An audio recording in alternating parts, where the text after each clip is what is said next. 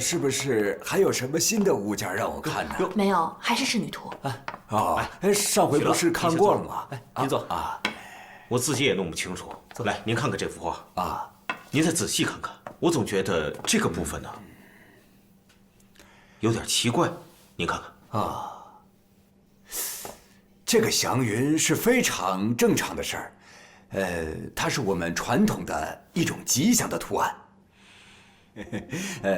这祥云呐，是隐藏在你心里头的，你说它有，它就有。薛老啊，我是想让您再仔细的、好好的帮我们鉴定一下这幅画到底是真还是假。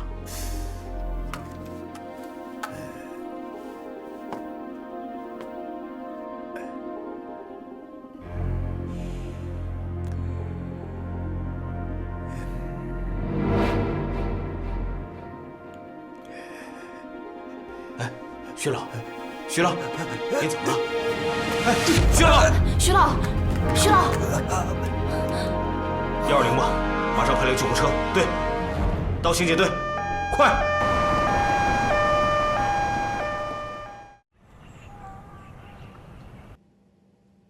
安队长，今天找我有什么事啊？钱总，您是古云画廊的法人，您贩卖了1300万的赝品。 您能跟我解释一下吗？这个古玩行啊，打眼和看走眼那是分分钟的事，这还得感谢你们警方一正视听。我们是万万没有想到，请了那么多的专家学者鉴定出的意见，这个画居然是假的。这么多专家都不靠谱，这就是教训。钱总，您能告诉我，您这画？ 是从哪儿收的？这就要问我们收藏部的人了，他们经理刚出差。要不这样，等他回来，我让他立马和你们取得联系。我们呢，也看了一下记录，啊，这幅画是由一个小年轻给我们送来的。我们的收购价是10万元。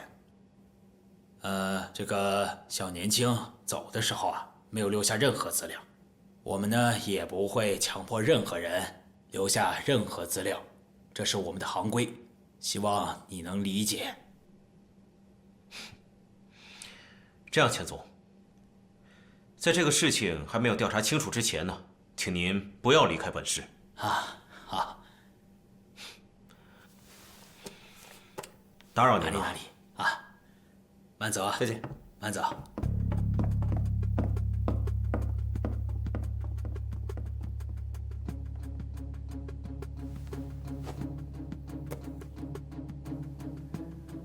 古云画廊跟你们美德是什么关系？我们是合作关系。仕女图的交易中，你们能得到多少利润10%的利润。这件事主要是谁负责和你们联络？是钱大伟。安队长，对不起啊，是我大意了，影响了你们的工作，我内心感到很愧疚。我今天特意来向你们。 道歉了，行了，您坐。这事儿该说道歉的应该是我们，害得您呐还得住院。怎么样，身体状况好点了没？还不错。我说安队长啊，你说那个祥云印记，你看我能不能帮上什么忙啊？好啊，徐老，您看，都在这儿呢，您瞧瞧。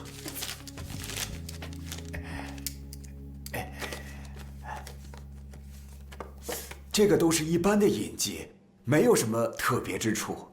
我能不能看看原图啊？可以啊，就在这儿呢。您看，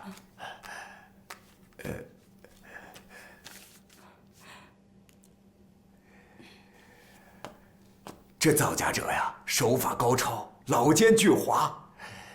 你看看，他用的这个纸啊。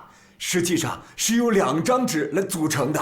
老人家，您坐下说，您坐下说，别太激动啊。来，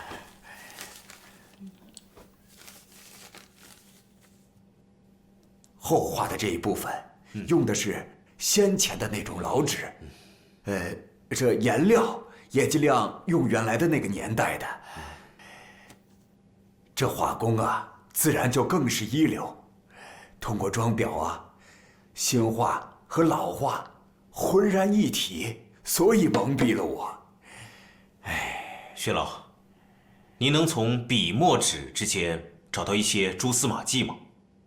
啊，你来看，新画的这一部分啊，用的是荆州纸，纸的年纪超过了100年，也算是老古董了。如果不仔细辨认，很难发现。你看，再被颜料遮蔽，通过做旧，那就很难看出来了。我知道，这个荆州纸啊，存数不多，它必定是一流的藏家所藏。这价格高昂啊，只要有钱呐，也并不难找。只要遍访本市的知名藏家，我相信你一定能得到有用的信息。哟，薛老，谢谢你啊，谢谢您啊！哪里，您为我们破案提供了很大的帮助，谢谢，非常感谢您。哪里？哎，哟，麻烦你了。没事儿。谢谢啊。大爷，我是警察。哦，警察同志，有什么事啊？啊，我想问一下，您这儿有荆州纸吗？荆州纸啊，你可算找对了。本市有荆州纸的就这么一家，不过1年前啊，我们丢了1领，我估计啊，是我们同行干的。您当时怎么没报警呢？这不是怕麻烦吗？再一方面，报警也不一定找得着啊。您能给我讲讲当时的情况吗？当时的情况我也说不上。哎，大爷，您这里还有吗？哎呀，好像还有一张，不过在仓库呢。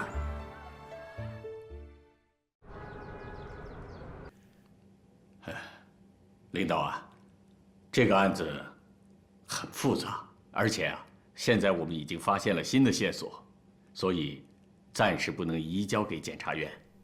根据我们的推理和取证，这个张文波很可能没有刺出致命的一刀。在案发现场有越来越多的证据指向，可能存在一个第三者，而这个第三者极有可能就是杀人凶手。那你能证明吗？暂时还没有。小赵啊，我们不是不要推理，更重要的是证据。如果现在没有新的证据，就提交检察院，等有了再说。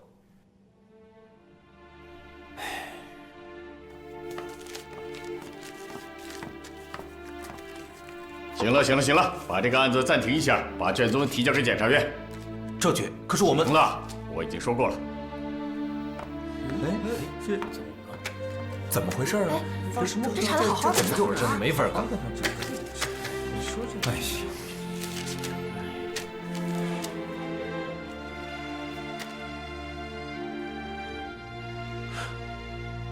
大伙儿不要有情绪。赵局他说的没错，我们缺乏有力的证据。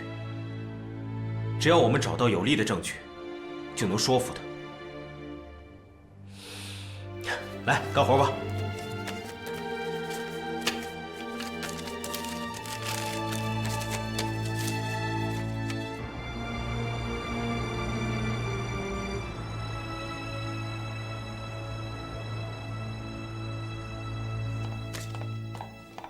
还忙着呢。哎，你怎么来了？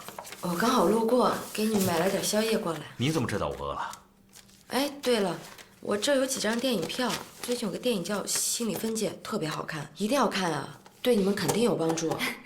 谢谢啊。没什么事儿，你们先忙吧，我先走了。再见。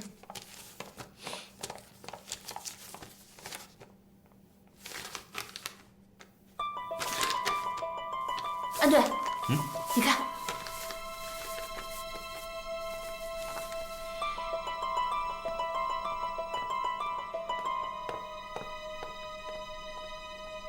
这样，长官，你把骨灰和家具叫过来，好快！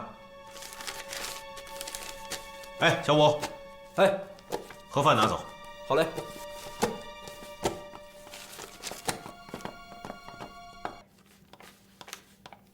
怎么了？找我什么事儿？不好意思，把你叫回来，来坐。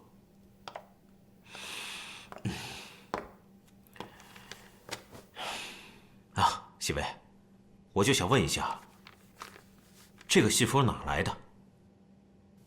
邓总公司的。怎么了？有什么问题吗？这个信封上的 logo 跟我们的案子有点关系。哎，西薇，能找你爸谈谈吗？他就在楼下呢，要不把他叫上来？好啊，你把他请上来吧。嗯。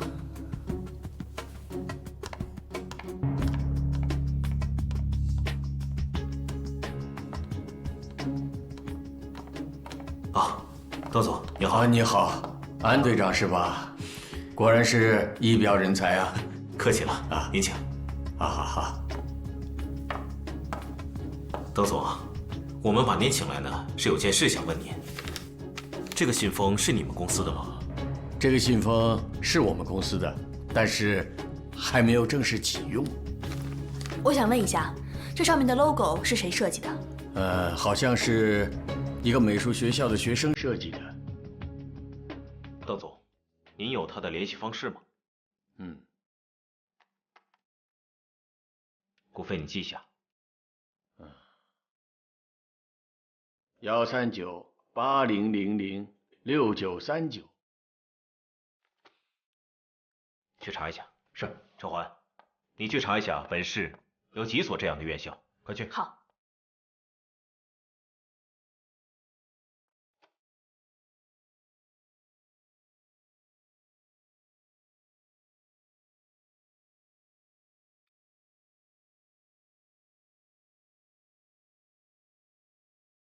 邓总，谢谢您的配合。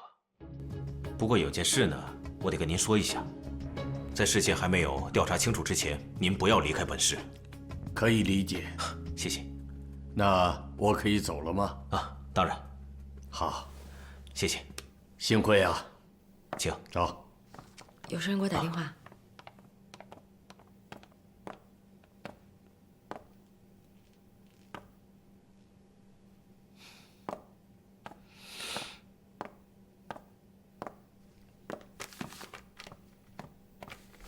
安队，查过了，那个号码只打过一个电话，是元和集团。元和集团？安队，本市有3家美术学院。去查一下，一定得把这个学生找出来。今年有个学生不见了，有3、4个月了，平时我们也很少看见他。听说他在外面帮助别人干活，帮别人画画赚钱。不过呀，我听说他好像受了什么人欺负，给别人画画，但是没拿到钱。这孩子啊有自闭症，他叫高小虎，专业不错，善于画山水和工笔。你能带我去看看他的画吗？可以，前面有学生的画室，里面有好多高小虎的画，就在前面，走吧。好的。这就是学生的画室，学生都出去写生了，所以教室里没人。这就是高小虎的画。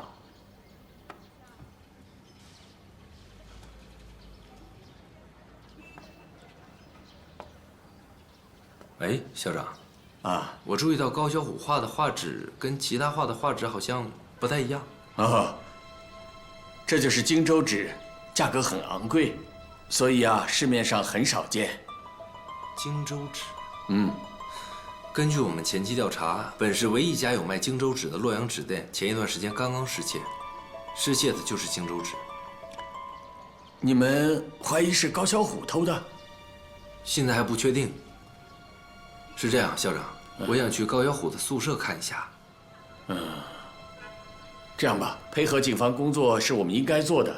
我带你到高小虎的宿舍去看看，好不好？那就太谢谢了。啊，走。这就是高小虎的宿舍。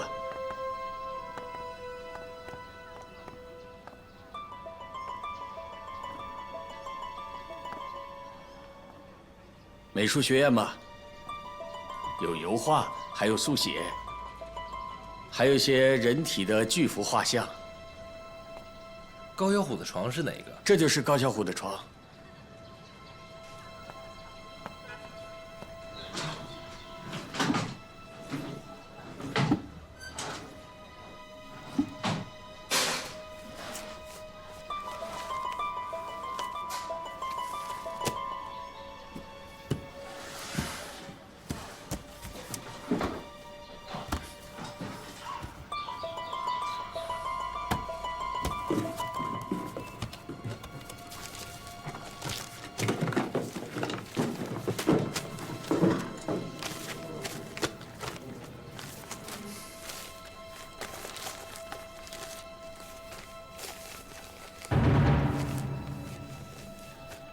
荆州纸，这个就叫荆州纸。对，这就是荆州纸。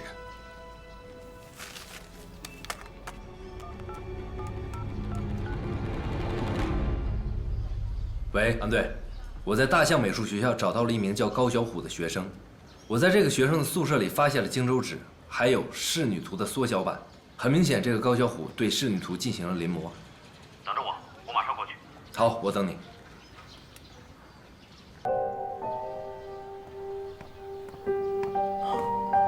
古飞，安队，这就是高小虎的2个同学，这位是校长，还有这个是我刚才打电话给您汇报的仕女图的缩小版。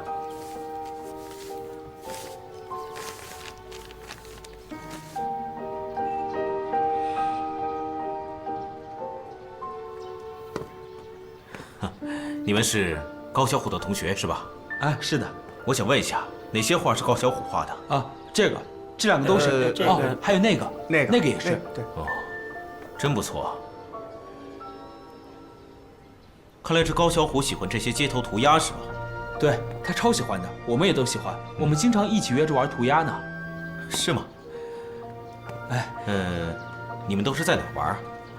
一般都是在一些旧的厂房和一些拆迁区之类的。这些地方对于我们涂鸦爱好者来说都是乐园。有固定的地点吗？哦，有2个。顾飞，你记一下他们说的地址，一定要记清楚了。待会儿你给家俊还有陈欢发一下地址和照片，记住了吗？不错的爱好啊，去吧。哎。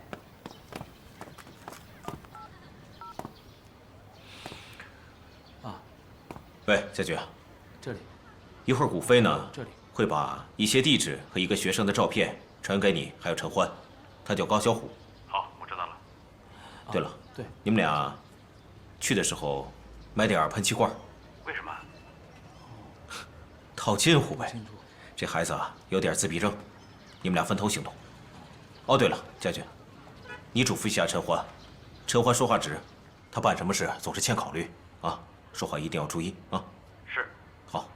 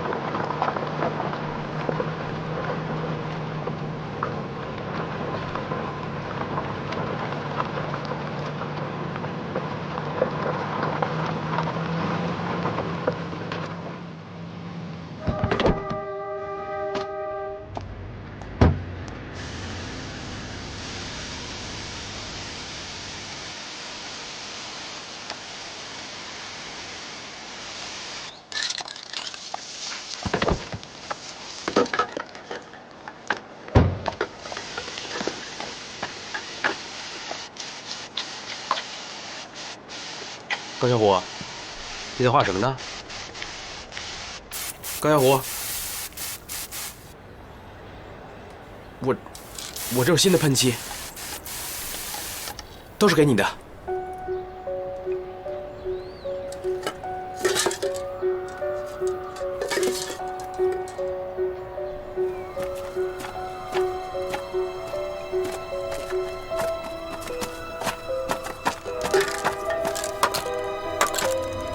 高小虎，高小虎。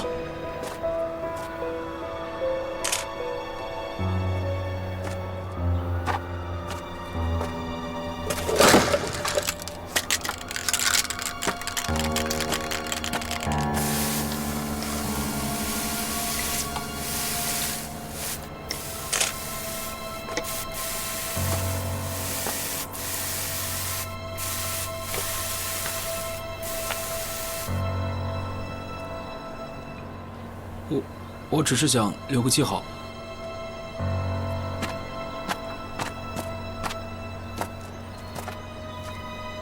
小虎，我们换个地方说好不好？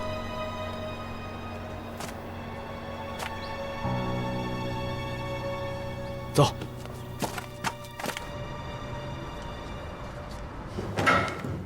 安队，来喝口水。哦，你叫高小虎吧？嗯。你画了很多画，我们都看了，非常不错。谢谢。高小虎，你能在这儿帮我们画幅画吗？这里不行，你们这里不行。我知道那些画你不是在寝室里画的，那幅仕女图画得相当不错，一定是在一个风光优美的地方画的，是这样吗？嗯。不仅风光优美，而且很清静。那个地方是找你画画的人帮你租的画室吧？嗯。哎，小伙，你还记得那画室的地址吗？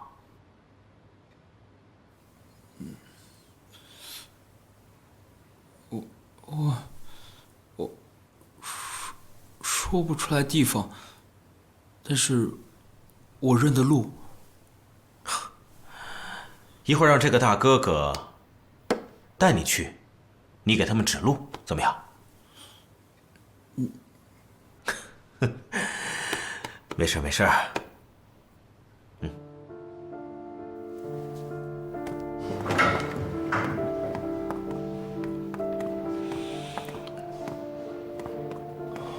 将军，临摹一幅画，达到了以假乱真的程度，不是1、2天能完成的。这犯罪嫌疑人给他找了个画室，第一个让他安心画画，第二个方便控制他。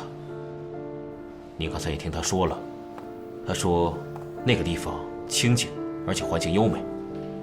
我猜应该在城郊或者山里。一会儿你跟他去一趟。好，还有个事儿。高小虎掌握的很多线索是我们没有掌握的，一定要好好保护他。知道了。我担心，如果让犯罪嫌疑人先找到了他，他会有生命危险。趁着犯罪嫌疑人还没有找到他的时候，先找到画室，说不定还能找到其他别的线索。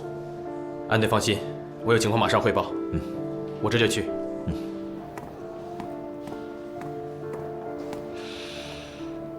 小伙，小伙，我们走吧。好。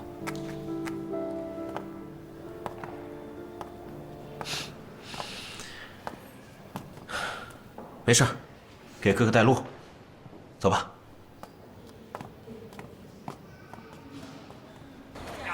哎，咱们就在这儿吃吧。老板，点菜。哎，稍等，要点什么菜啊？要一个回锅肉，一箱肉丝，再来个蛋花汤。好。小虎，你画的这个假画，成交额这么高，如果追查下来，跟你也脱不了关系。所以我希望你能配合我们工作。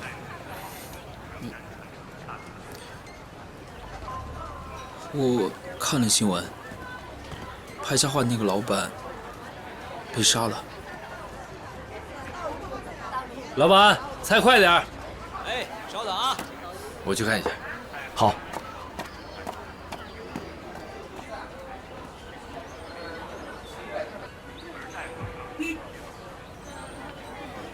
哎，老板，碗筷还没拿过来。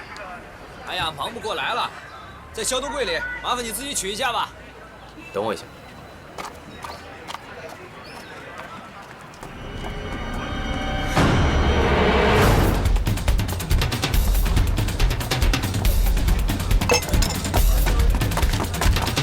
站住！站住！站住！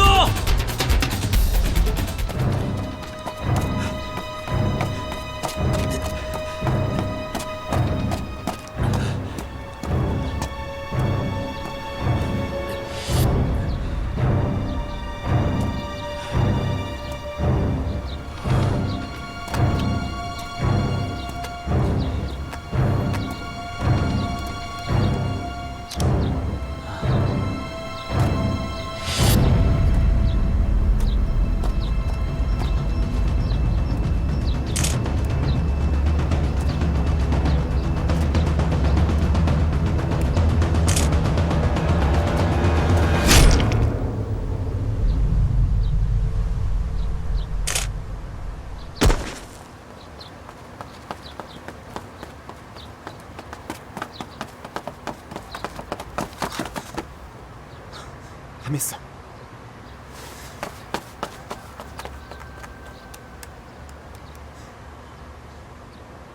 120吗？快派救护车！高小虎醒了，但他说行凶者蒙着脸，看不到长相。你们根据高小虎手机拍下的线索去调查所有纹身店。是。这边。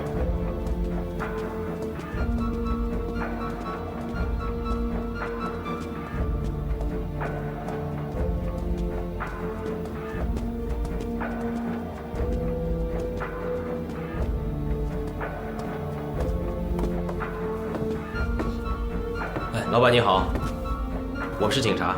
什么事啊？找你了解点情况。啊，来，请坐。好，谢谢。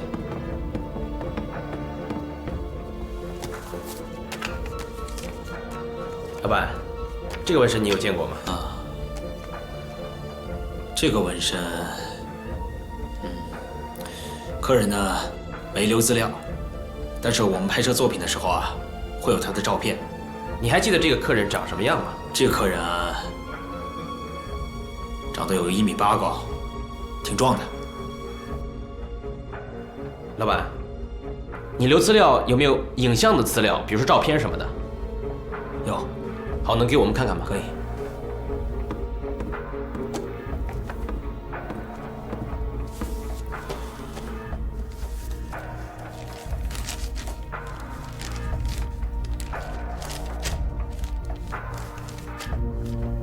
对，就是这个人。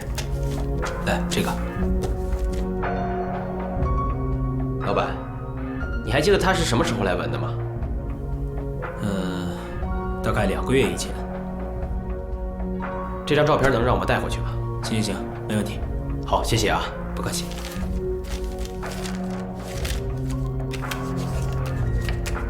好。啊，再见。再见。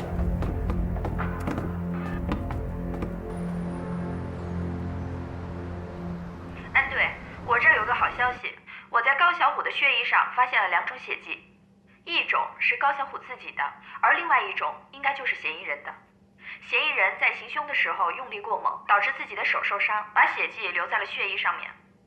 你记得吗？上一回传唤钱大伟的时候，我曾经给他抽过血。我刚刚进行了血液对比分析，发现高小虎的血衣上的血迹，除了他自己的，还有就是钱大伟的。啊，太好了，海明，马上给我传过来。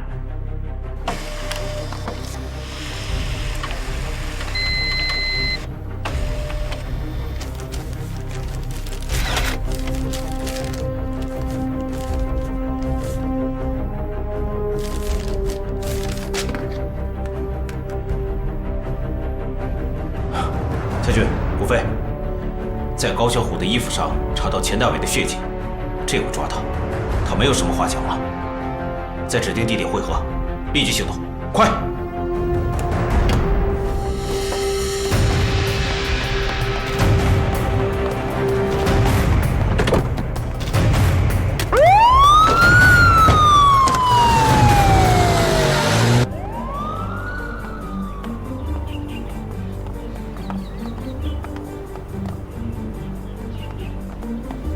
好在这儿。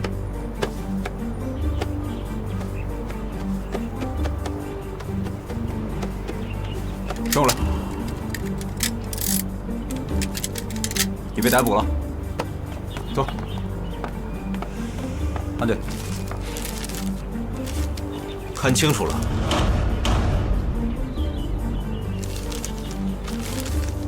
带走，走。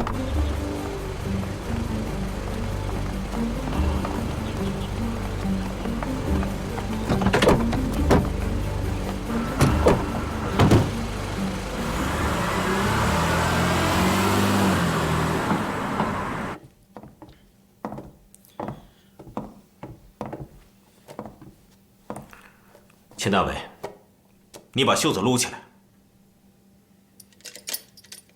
我说的是右手。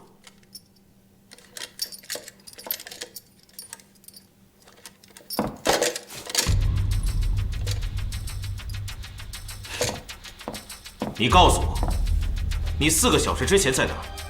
我的家。喂鱼，看电视。谁能证明？我自己呀。那就是说，你没有不在场的证据。在什么场啊？4个小时之前，高小虎被刺。高小虎你该认识吧？认识，也就是画画而已，其他的我一概不知。你是不是找高小虎临摹过画啊？从来没有。没有过吗？我又不是学美术的，我懂什么呀？而且呢，投资顾问把画拿来说画值钱，它就值钱。就连那个老专家徐老，不是也走眼吗？我分辨不出画的真假，太正常了。钱大伟，在高小虎的血衣上发现了你的血迹，你怎么跟我解释？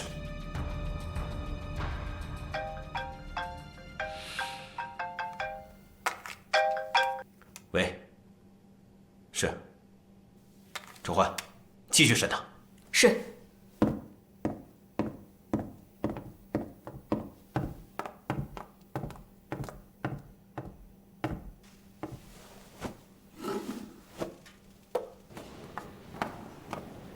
安队。西薇，你找我什么事？正忙着呢。钱大伟的事儿，你们在没有任何证据的情况下，不能再诱导我的当事人回答你们任何问题。可是我们已经掌握了钱大伟涉嫌杀人的证据。但是你有直接证据吗？就能证明他杀了人吗？所以，你们在办案的时候不能再诱导他回答你们任何问题。还有，我会尽快申请见我的当事人。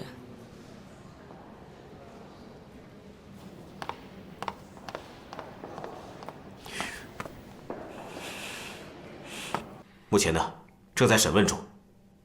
赵军，您跟上级领导说一说吧，我们无法提前移交给检察院。案卷已经移交给检察机关了，不过我还没有最后签字，也就是说还没有走完上面的程序。我相信你们特侦组，你们就放开手脚去干吧。是。钱大伟是我们最后一个抓捕的，每个人都和钱大伟有着或多或少的关系。我们应该重点先弄清钱大伟集团跟秦薇薇集团他们俩之间的关系。现在很多的线索已经浮出水面了，对我们来说是一个很大的考验。另外还有一件事，我们要查清楚张文波的实际状况。陈欢，你说说你那边情况。好。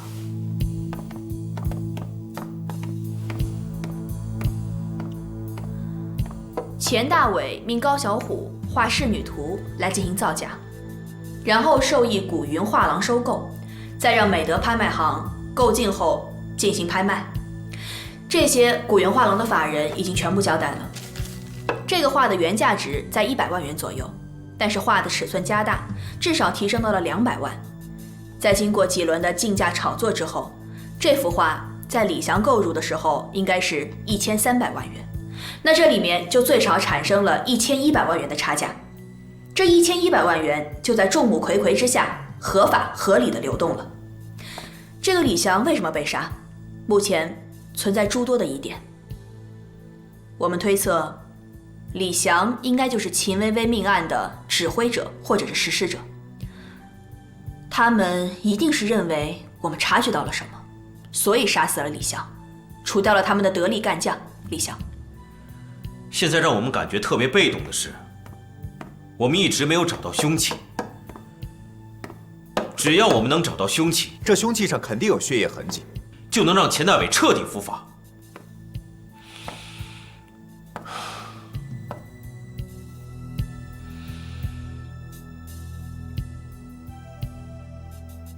来，喝口水吧。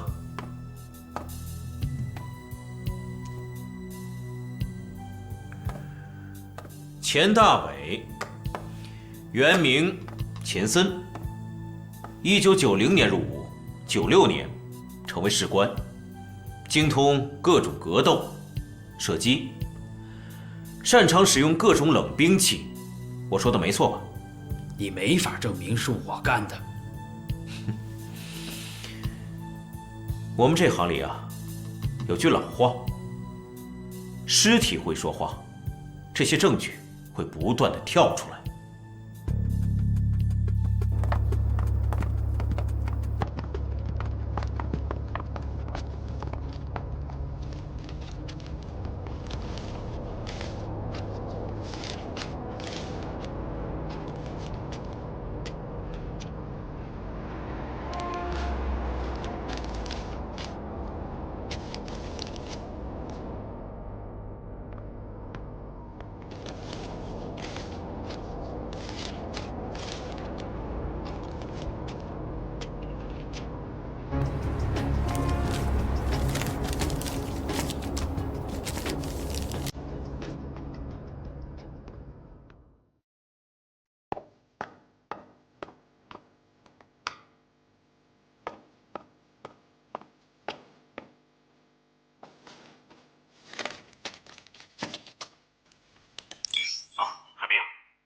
新发现吗？对，我从李翔的指甲缝内提取的人体表皮组织监测报告已经出来了，发现确实不属于李翔，跟你之前的推测是一致的。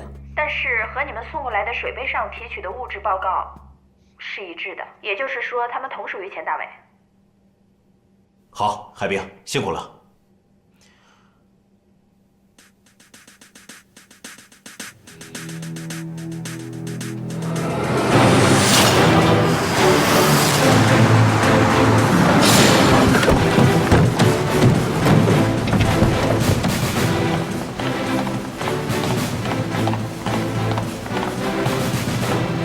请大楼里的所有人员立即离开，不许携带任何文件和物品。对不起，你们没有权利这么做，影响本集团的正常工作。我有搜查令。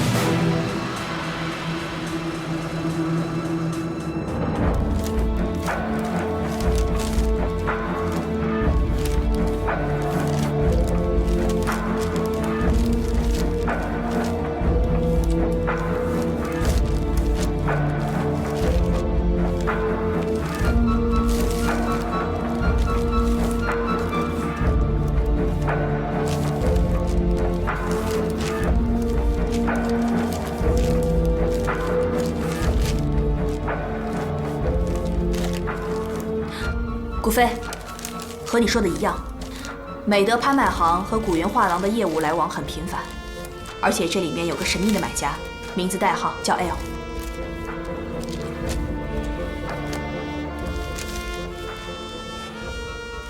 请银行方面协助。家俊，这事你负责。顾飞、陈欢，你们俩跟我走。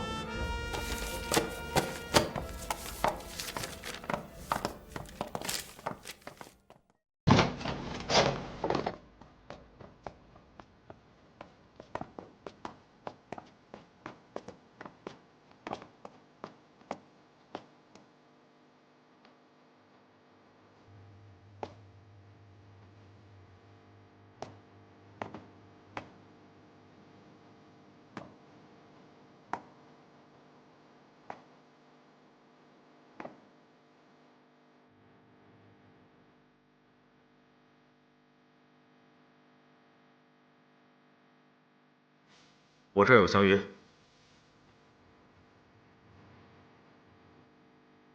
我这儿也有祥云。我这儿也有。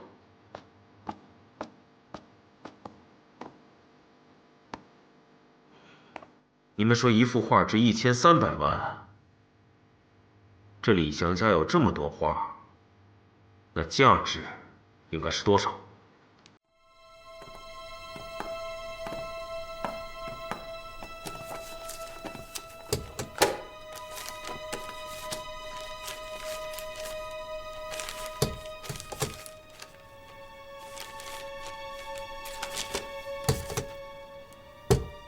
哎，古飞，你看，这里面有一组英文字母，还有一些数字。我觉得这是密码，密码本应该就在这个房间里面。密码里面有英文，我猜应该是英文书。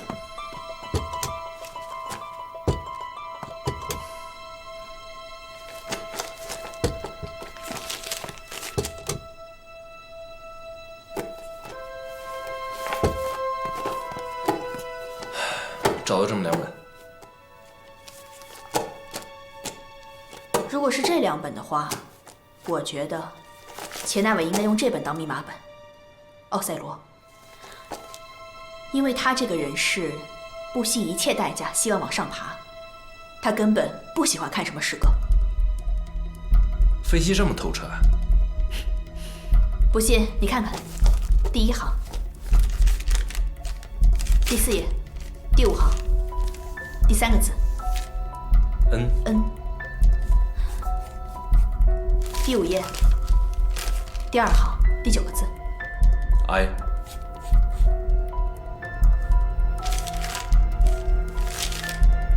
6， 96696668，电话号码。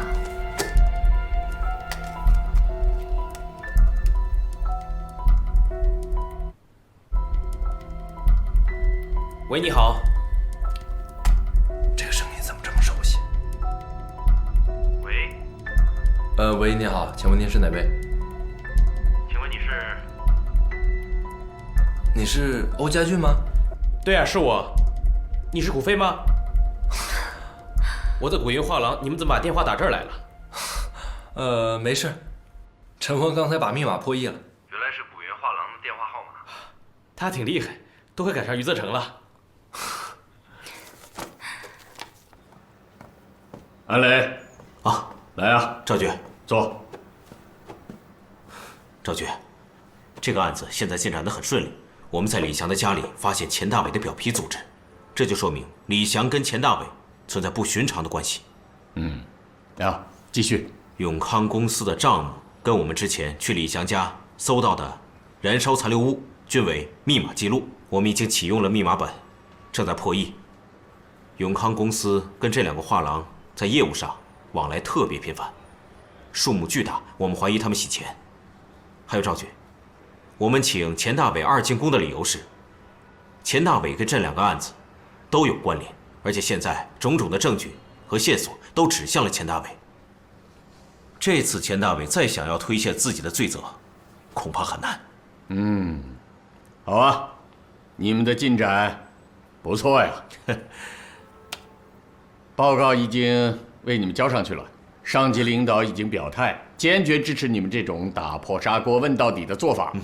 你也知道，上级领导呢想在退休之前把这个案子了结了。这个政法委啊也高度重视此案，一定把它办成铁案，不要受任何人干扰，放手去做。是。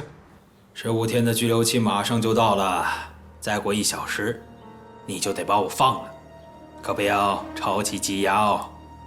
我也提醒你一下，羁押时间为2个月，复杂案情为3个月，复不复杂那就看你了。如果你愿意拖的话，那就是给我向检察院准备材料提供了时间。现在我们掌握的证据是越来越多，现在检察院可以批准拘捕你的决议。你现在说什么不说什么，这不重要了，法院看的是证据。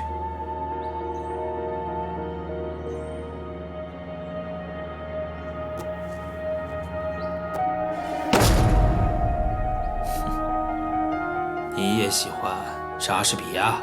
当然了，世界名著谁都喜欢。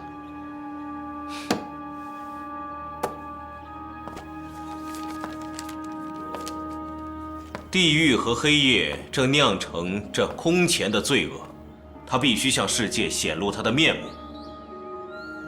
伊阿古的台词，精彩，很精彩。你当初怎么会去考这个警校？你应该去考表演学院。钱大伟，也许演戏我演不过你，不像你那么熟悉外国文学。不过有一点，我懂一些密码知识。这上面写的组合加在一块就是一个电话号码。我们打过去了，是古云画廊。用这个方法记个电话号码，奇怪吗？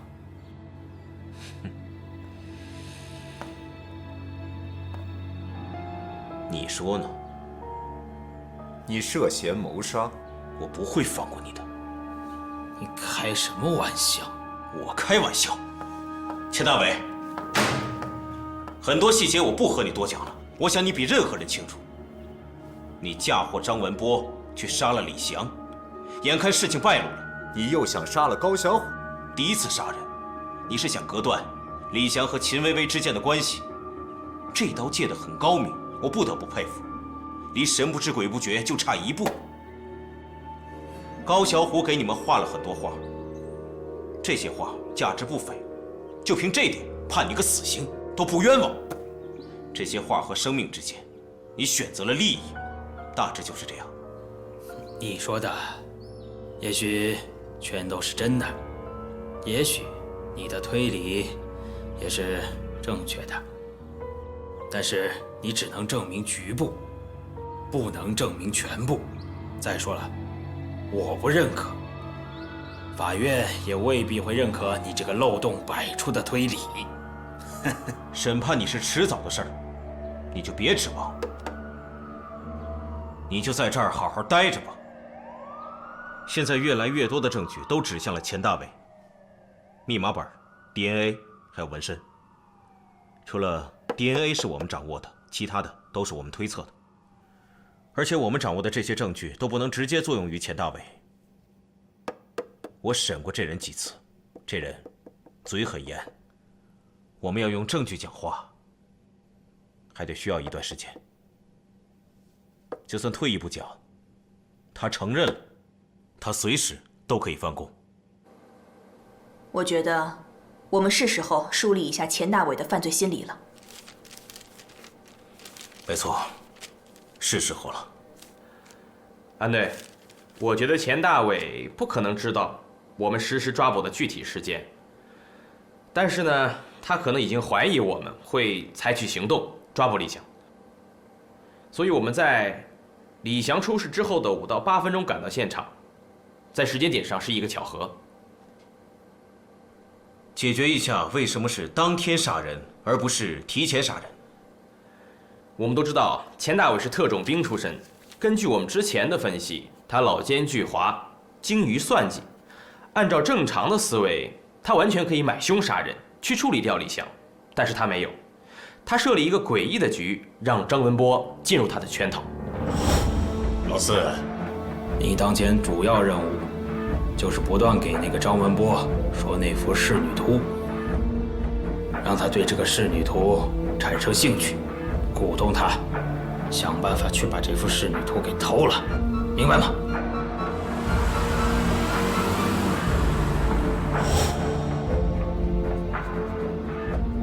根据我们之前的调查，告诉张文波那幅画作的老四不见了，是吧？听说他回家了。是，我查看监控的时候都发现了同一张面孔，就是这个人。小吴，你给放下。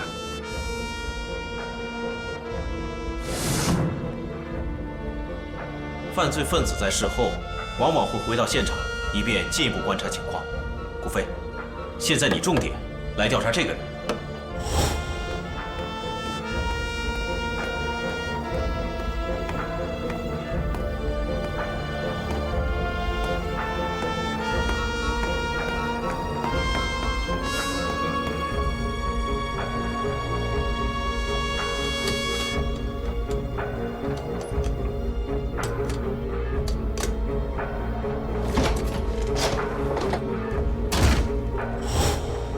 我觉得钱大伟要实施自己的计划，有一个先决条件，那就是张文波要进入李翔的别墅。我估计这个钱大伟一直在暗中监视张文波。当他发现张文波那天准备进入到李翔家里的时候，他觉得这是他唯一的，也是最好的机会。所以说，他冒着极大的风险，给李翔打电话，让他回来谈事情。现在这个案子就清晰多了。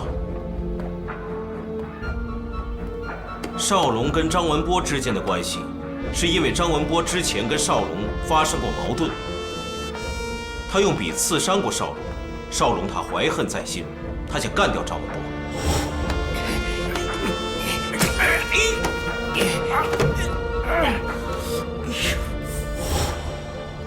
他们一直在等合适的机会。邵龙有点着急了，他去问钱大伟要不要立刻动手。钱大伟说再等等。就在这个时候，钱大伟察觉到我们已经查到李翔的事情，所以他让老四告诉张文波偷画的合适时间。哎，怎么样，兄弟，干不干？今天可是最好的机会。我干。于是，他就到了李翔的别墅里面。他先给李翔去电话，他问李翔那密码本是不是带在身上，李翔说没有。他就命令李翔赶快回来把这个证据销毁。李翔是迫不得已才回到别墅去销毁证据。伟哥，你好。李翔，你现在马上回家，把你手上的资料销毁掉。你让我现在回去啊？我正在去机场。不行，现在必须马上回去，快点。好，我知道什么轻什么重。好，掉头回别墅。好。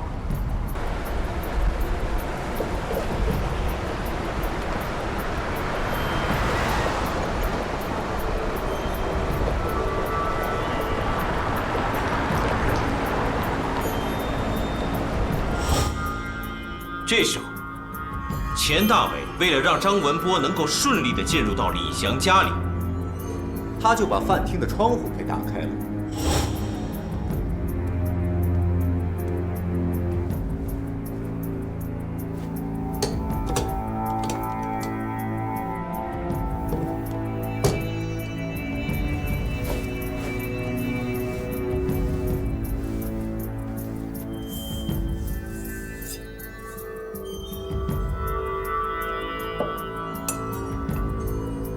张文波此时也赶到了李翔家里，他撬房门并没有撬开。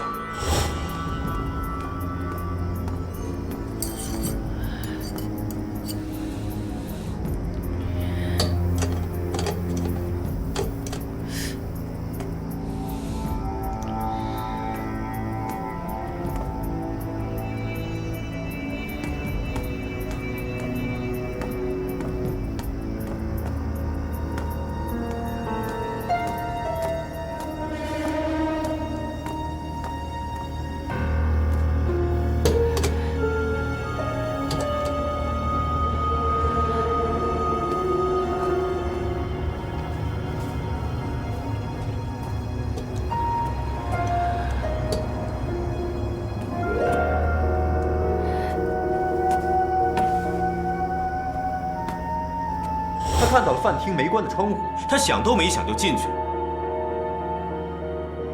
他进入房间之后，先看了看花瓶，然后呢，又看了看墙上的仕女图。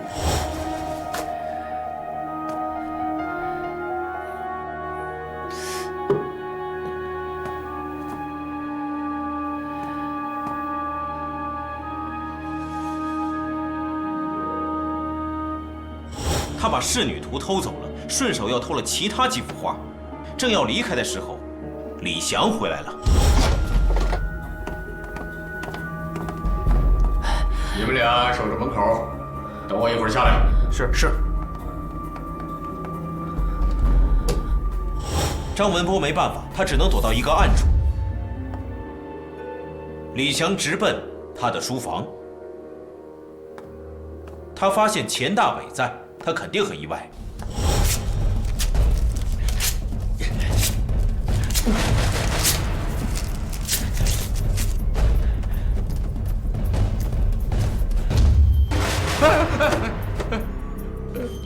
钱总，你怎么来了？赶快处理掉。哦，好好好。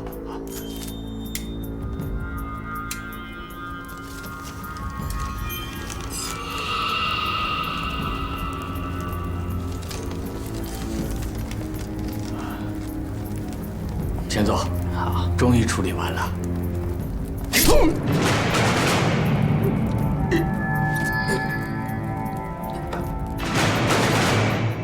钱大伟趁他不注意的时候，一刀将其毙命，然后将李翔挂到衣架上，移到客厅里面。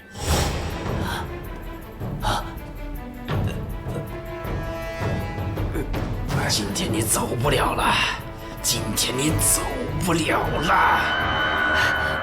不是，大哥，走不了了。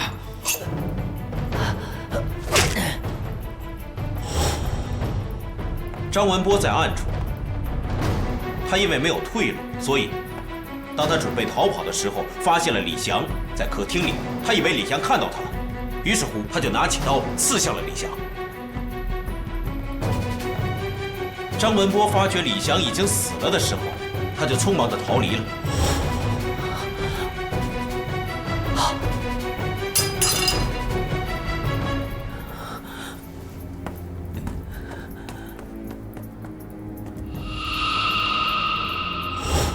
此时，钱大伟他有足够的时间，可以整理现场。他又把李翔的钱包和手表都给拿走了，于是就造成了入室抢劫的一个假象。当他的保镖发现进入家里有异状的时候，我们的人已经赶到了。案子的经过就是这样。安队，如果事情真的是这样的话，那就太悬了。你是怎么想到的关于衣架的事的？第一次我们勘察现场的时候，我就看到了衣架。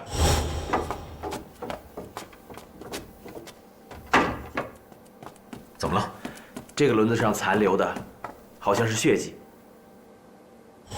我觉得我们这个理论是站得住脚的。各位看看，我们还有没有什么遗漏的？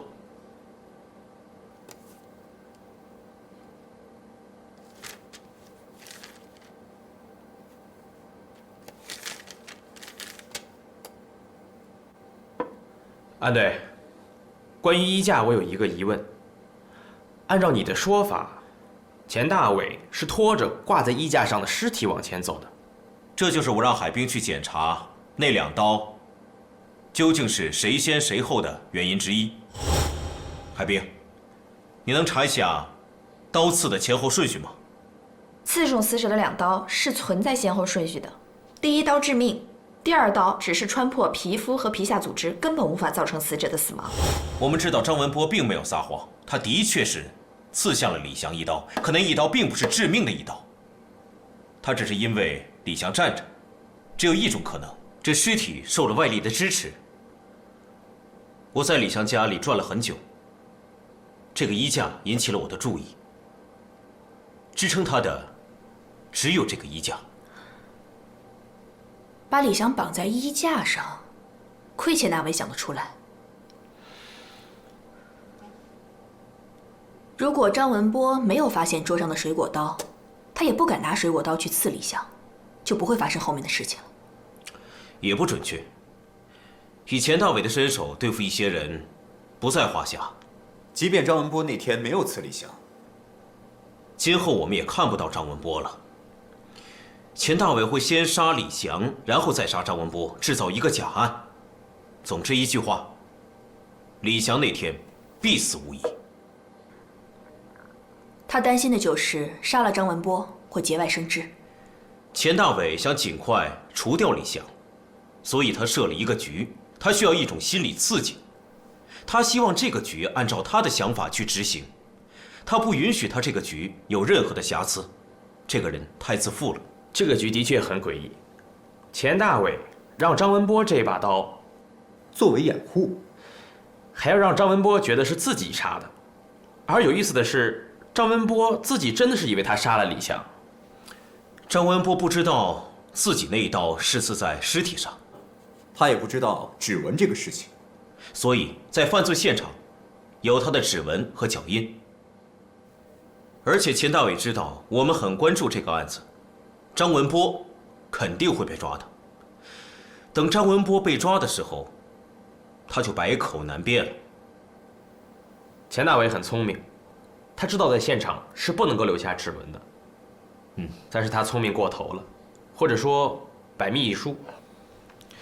要是以张文波的经验，他肯定是不会在案发现场去清理指纹的。对。但是为什么我们在离别墅不远的地方发现了钱大伟的钱包，而钱包上没有指纹呢？我觉得只有一种可能，就是钱大伟接触了钱包。所以说，在这么紧张的关头，他只能将所有的指纹都处理掉。那他的鞋印是怎么回事？哦，对了，还有一点，钱大伟为了不留下自己的脚印，穿了李翔43号的鞋。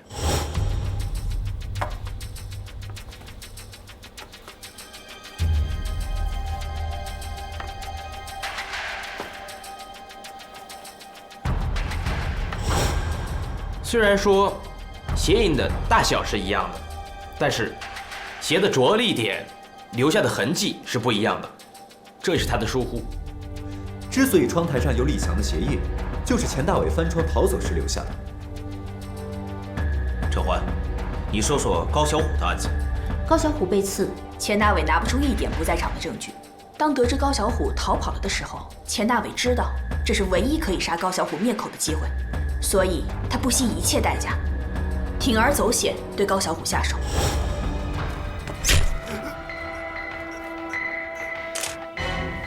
根据在现场留下的脚印尺寸，我们判断这个犯罪嫌疑人的身高应该是在1.78米左右。还有，高小虎身上的血衣上发现了钱大伟的血迹。我不太明白，这个钱大伟为什么要对高小虎下手？那孩子只不过画了几幅画嘛。因为李翔的死和秦薇薇有着重大的关系。秦薇薇的案件我们已经侦破，李翔就会落网。李翔一被抓，他所有的账户都会被冻结，而且会被监控。这样的话，一笔笔巨大的账目交易就会暴露，那么李翔和钱大伟洗黑钱的事情就会大白于天下了。如果洗黑钱的事情不被发现，那高小虎就不会有危险。